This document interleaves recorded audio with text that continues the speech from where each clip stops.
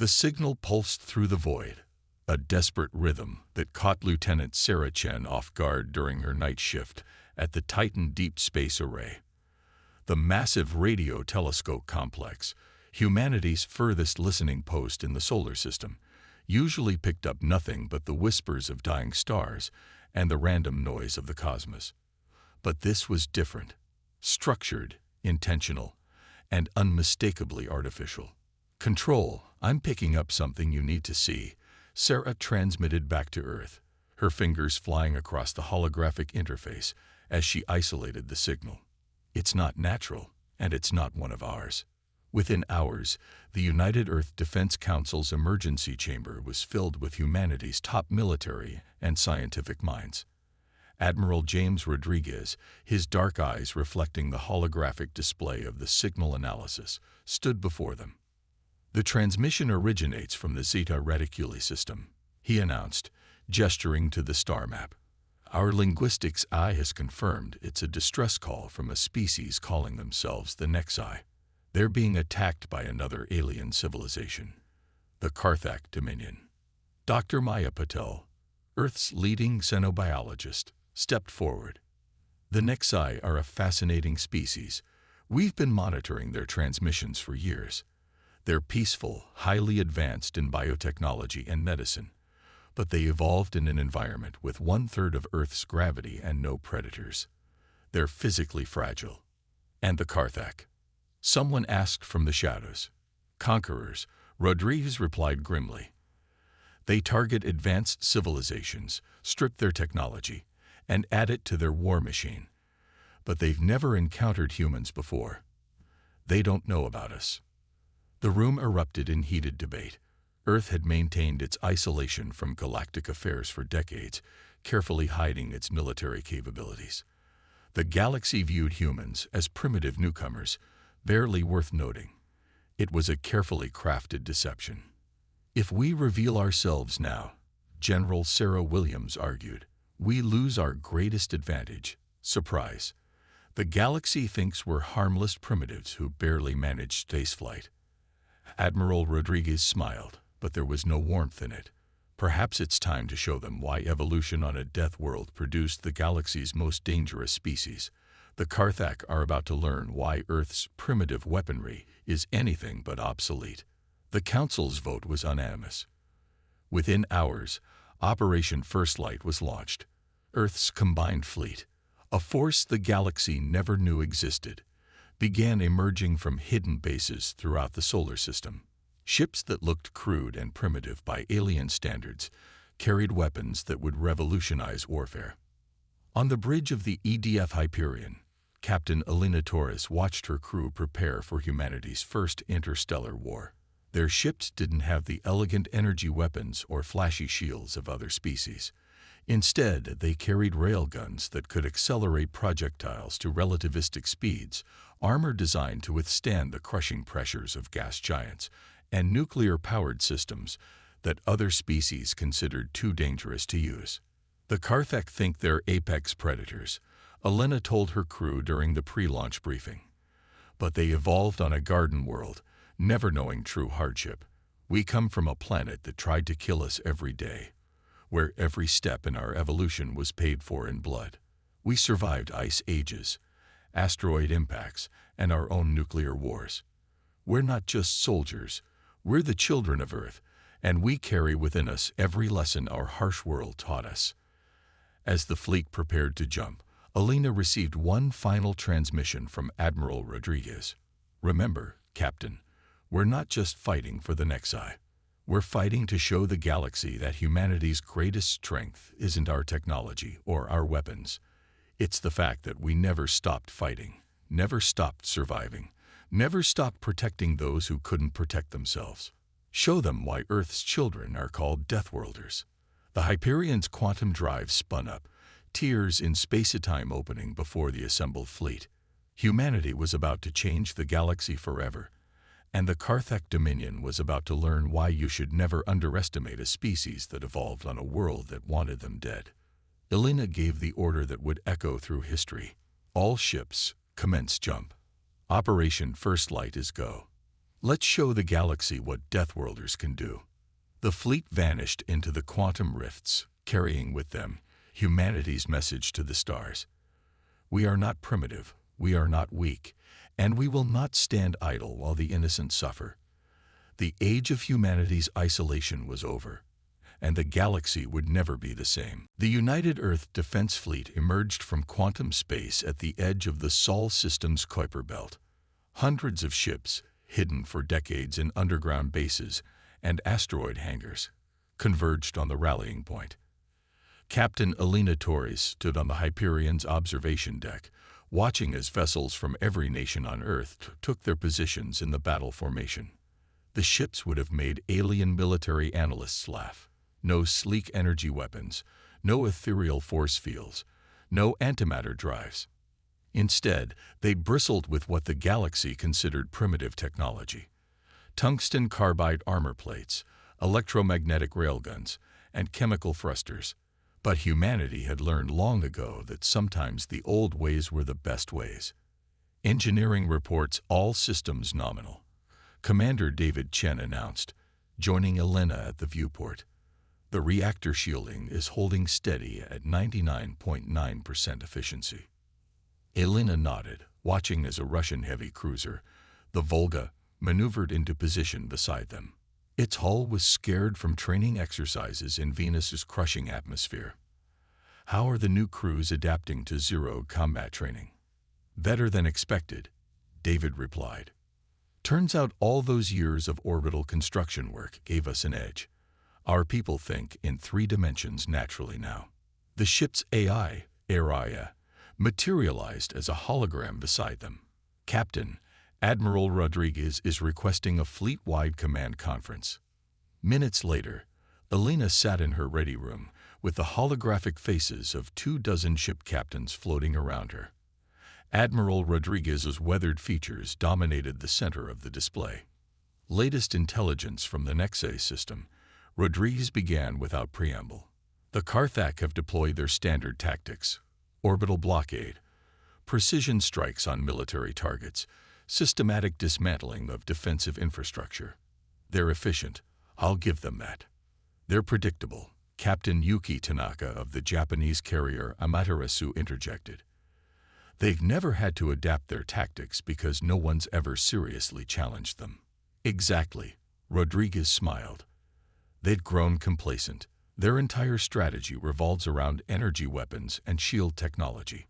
They've forgotten the basics of physics, or never learned them in the first place. The Admiral's hologram gestured, bringing up technical schematics of Carthac warships. Their shields are calibrated to deflect plasma and laser fire. They've never faced kinetic weapons moving at relativistic speeds. Their armor is designed to dissipate energy blasts, not withstand physical impacts. And most importantly, they have no concept of electronic warfare as we know it. Elena studied the schematics, noting vulnerabilities that would have been obvious to any first-year military cadet on Earth. They're going to underestimate us, she said. They'll see our weapons as primitive and laugh. Until those primitives punch clean through their shields, Captain Marcus Webb of the Australian destroyer Brisbane added. Our railguns will be through their hulls before they realize their shields aren't stopping the rounds. The briefing continued as Rodriguez laid out the battle plan. The fleet would split into 3 battle groups. Strike Force Alpha would engage the Carthac fleet directly. Strike Force Beta would handle planetary defense and civilian evacuation, while Strike Force Gamma would remain in reserve for tactical flexibility. One more thing, Rodriguez said as the briefing wound down. We've detected several alien observation posts watching our preparations. Good. Let them see. Let them wonder. The galaxy's about to learn that humanity has teeth. Back on the bridge, Elena watched her crew run final combat drills. Lieutenant Sarah Chen, her tactical officer, was running simulations of railgun trajectories in Zero-G. Marine Commander Marcus Jackson was drilling his troops in the new Titan-class powered armor. Suits that alien species considered too dangerous to use due to their nuclear power sources. Message from Fleet Command, Araya announced. All ships report ready for quantum jump. Strike Force assignments have been distributed. Elena took her command chair, feeling the familiar embrace of the acceleration cushions. Around her, the bridge crew moved with practiced precision, each motion efficient and purposeful. These weren't the elegant movements of aliens evolved in low-gravity environments. These were the economical gestures of a species that had learned to conserve energy through countless generations of survival. Strike Force Beta. This is Hyperion Actual. Elena broadcast to her battle group. Combat positions.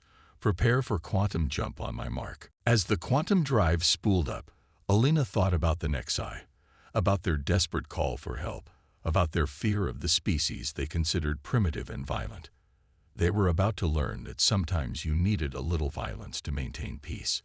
Sometimes you needed people who had evolved on a death world to protect those who hadn't. All ships, this is Hyperion. Quantum jump in 5, 4, 3, 2, 1. Jump. The fleet vanished in a cascade of quantum rifts, leaving behind a solar system that had harbored humanity's secret strength for so long.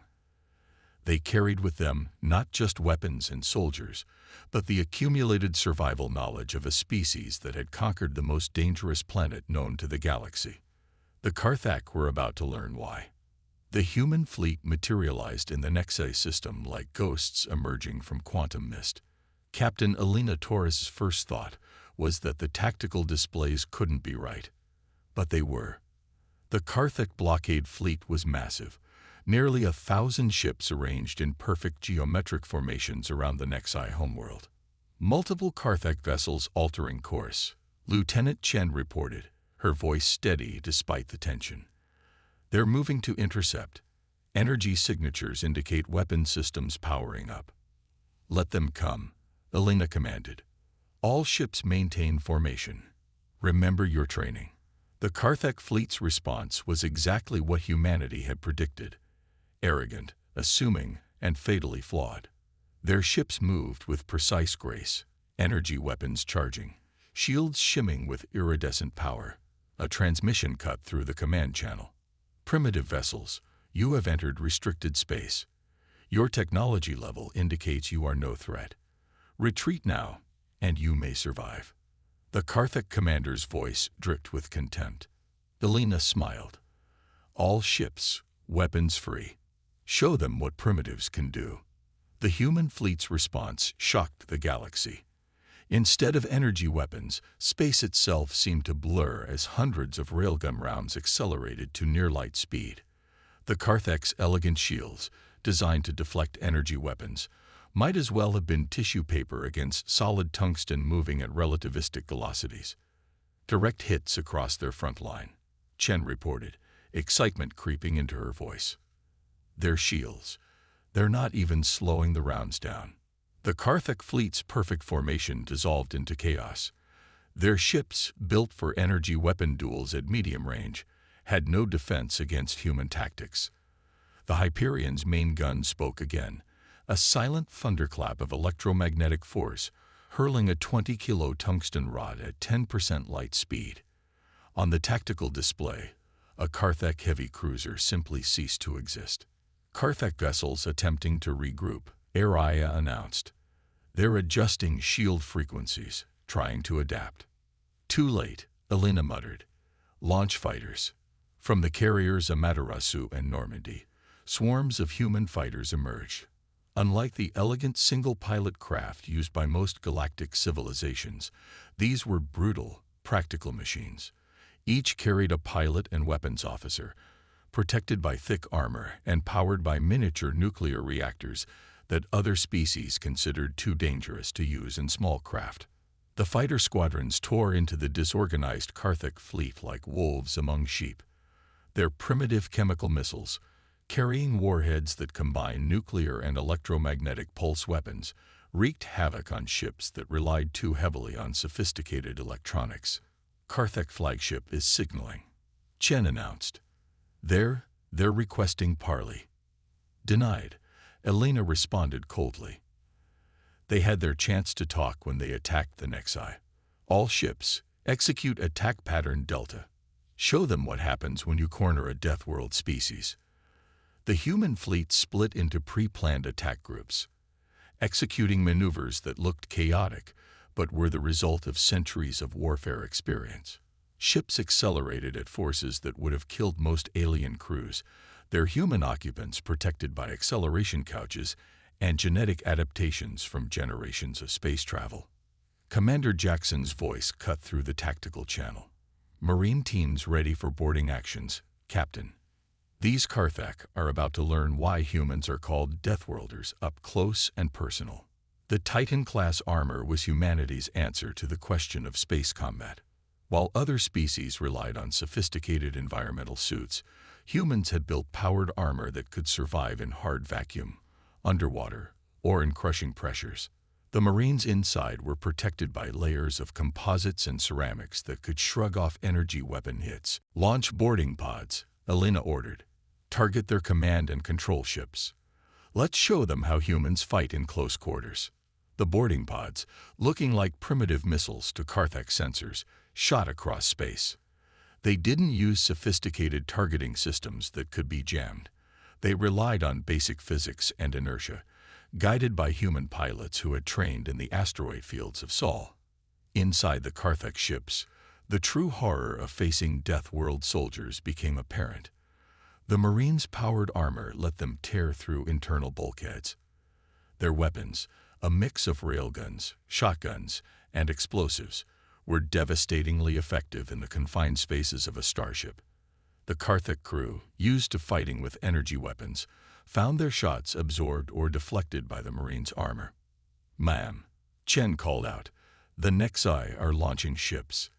They're joining the fight." The Nexi vessels, beautiful crystalline structures that seemed to float on light, were rising from their world's surface. They had watched as humanity's primitive fleet had torn through their attackers, and they had made their choice. "All ships, this is Hyperion Actual." Elena broadcast on all frequencies. "Form up on the Nexi vessels. We didn't come here to conquer or destroy. We came to protect. Show the Carthak the difference between their kind of power and ours." The battle was transforming into a rout. The Carthak fleet, for the first time in their history, was facing an enemy they couldn't understand, couldn't predict, and couldn't defeat. Their sophisticated technology meant nothing against humanity's combination of simple physics and Deathworld determination. As the last Carthak ships flooded into quantum space, Elena stood on her bridge, watching the Nexi ships approach. First contact had come with fire and thunder, but it had proved something to the galaxy. Humanity might be young, might be primitive, but they were far from weak. "Send word to Admiral Rodriguez," she ordered. "Phase 1 complete. The galaxy now knows that humanity's isolation wasn't due to weakness. It was mercy." Marine Commander Marcus Jackson stood in the drop bay of the Hyperion, surrounded by his troops in their Titan-class powered armor. Through the viewport, he could see the crystalline spires of the Nexi capital city glittering below. The remaining Carthak ground forces had dug in among those beautiful structures, using the civilian population as shields. "They think that makes them safe," Jackson addressed his Marines. "They think we won't risk civilian casualties. They're about to learn that being a Deathworlder doesn't just mean we're good at killing. It means we're good at protecting too." The drop pods launched, streaking through the atmosphere like meteors. Inside each pod, Marines endured forces that would have killed most alien species. Their bodies, evolved on a high-gravity Deathworld, barely noticed the strain. "All units, remember your training," Jackson broadcast as the ground rushed up to meet them. "The Nexi are fragile. Their bones break under 1/3 the force that would break a human's. Careful movement in the powered armor is essential." The pods crashed through the crystal-like material of the Nexi buildings, each impact precisely calculated. As the dust settled, Jackson's HUD displayed a tactical overlay of the city. Red dots showed Carthak positions, blue indicated civilian shelters, and green marked his Marines' locations. "Sierra Team, push north through the Market District," he ordered. "Delta Team, secure the medical centers. Alpha Team, with me. We're headed for the central spire." The Marines moved with a precision that belied their bulky armor. Where Carthage soldiers stomped and crashed, humans glided. Their powered armor, controlled by neural interfaces, was an extension of their bodies. Each step was carefully measured to avoid damaging the crystal structures around them. Contact. Sierra Team's leader reported. Carthage squad using civilians as cover in the market square. Jackson watched through the shared tactical feed as Sierra Team demonstrated why humans were different. Instead of opening fire, they used their armor's enhanced strength to literally pull the crystal walls apart, creating new paths around the Carthage position. The alien soldiers, expecting a frontal assault, were outflanked and subdued with minimal collateral damage. Commander, Captain Alina's voice came through the command channel. We're detecting Carthage demolition charges throughout the city. They're planning to bring down the spires if they can't hold them. Not happening, Jackson growled. All teams, new priority. Locate and disable those charges. The Nexae built these cities over thousands of years. We're not losing them today. The Marine teams split up, their armor sensors scanning for explosives. The Carthage had underestimated human ingenuity again. They'd designed their charges to be invisible to energy scans, but simple radiation detectors picked them up easily. In the central spire, Jackson's team encountered heavy resistance. The Carthage soldiers fought well, their energy weapons filling the crystalline corridors with deadly light. But they hadn't counted on human tactics. Old school, Jackson ordered, pulling a simple flashbang grenade from his armor. The primitive device, using basic chemistry rather than energy fields, bypassed the Carthage's sophisticated defenses completely. The aliens, unused to physical warfare, were stunned and disoriented. Central spire secured, Jackson reported 20 minutes later. All demolition charges neutralized. Civilian casualties, 0. Throughout the city, similar reports came in. The Marines moved with surgical precision, their primitive weapons and tactics proving devastatingly effective against an enemy that had forgotten the basics of physical combat. A group of Nexae emerged from their shelter, their delicate forms making them look like living sculptures. They approached Jackson's team cautiously, their large eyes reflecting fear and wonder. You protected our city, one of them said in halting standard Galactic. The Carthage said humans were violent primitives who only knew destruction.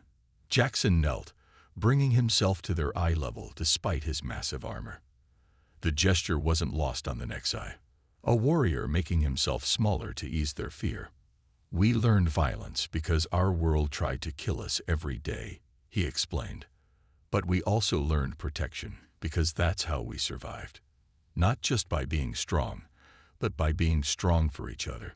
More Nexae emerged from hiding, watching in amazement as the human Marines helped tend to their wounded, repair damaged structures, and secure their city. The Carthage had expected the humans to be clumsy brutes in their primitive armor. Instead, they moved with careful grace, their strength tempered by precision. Captain, Jackson reported to Alina. Ground operation successful. The Nexae capital is secure. Request medical teams for civilian support.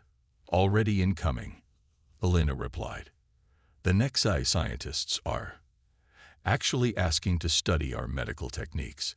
Apparently, our primitive practice of physical surgery is fascinating to them. Jackson smiled inside his helmet. The galaxy was learning that being the Deathworlder meant more than just being dangerous. It meant being adaptable, being resourceful, and most importantly, being protective of those who needed protection. All Marine units, he broadcast, outstanding work today. We've shown the galaxy that humanity's strength isn't in our weapons or our armor. It's in knowing when to use that strength, and when to hold it back. Above the city, human ships kept watch, their primitive weapons ready to defend against any counterattack. The message to the galaxy was clear. Humanity had emerged from its isolation not to conquer, but to protect. The age of the Deathworlders had begun, and with it, a new understanding of what strength truly meant. 1 month after the Battle of Nexae, The Great Council of Galactic Species convened an emergency session. The massive chamber, designed to accommodate beings from thousands of worlds, buzzed with nervous energy. For the first time in history, representatives from Earth stood before the assembly. Admiral Rodriguez and Captain Elena Torres represented humanity's military, while Dr. Maya Patel spoke for Earth's scientific community.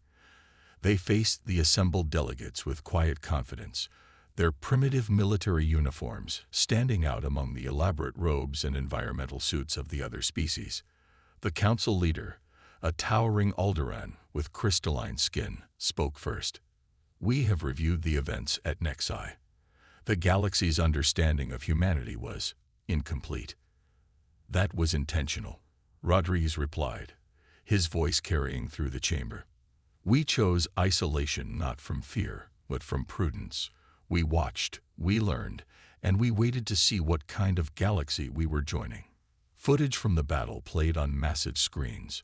Human ships tearing through supposedly superior Carthac technology, Marines in powered armor protecting civilian populations with surgical precision, medical teams using primitive techniques to save lives that advanced alien medicine had given up on. "The Carthac Dominion has submitted a formal protest," the council leader continued. "They claim humanity's use of kinetic weapons and nuclear technology violates galactic conventions." Dr. Patel stepped forward. "Those conventions were written by species that evolved on gentle worlds. You banned kinetic weapons because you had energy weapons. You outlawed nuclear technology because you had antimatter. But Earth taught us different lessons." She gestured to a holographic display of Earth. "Our world tried to kill us every day. We survived ice ages, supervolcanoes, and our own mistakes. We learned to use every tool, every advantage, every bit of knowledge our planet's harsh lessons taught us, not just to survive, but to protect others." The chamber erupted in discussion. Elena watched the alien delegates, noting how their initial fear was being replaced by something else: understanding, and perhaps hope. A Nexi representative floated forward, their crystalline form catching the light. "The humans did not just save our world. They showed us a different kind of strength. Their primitive medical techniques are saving lives our advanced technology couldn't. Their crude engineering is helping us build stronger cities. That's what we're offering the galaxy," Elena addressed the council. "Not dominance, not conquest, but protection. Earth's children know what it means to face extinction. We won't stand by while others face the same." The council leader's crystalline form shifted colors, a sign of deep thought among their species. "What precisely are you proposing, humans?" Rodriguez stepped forward. "A new role in the galaxy. Earth will serve as protectors of peaceful species. Our fleet will respond to any distress call, any cry for help. We'll teach defensive techniques, share our primitive but effective technology, and ensure that what happened to the Nexi never happens again. And if we refuse," a Carthac representative challenged, "if we reject your interference in galactic affairs." Elena smiled. "We're not asking permission. We're making a promise. Humanity is done hiding our strength. From now on, any species that preys on the peaceful will answer to the Deathworlders."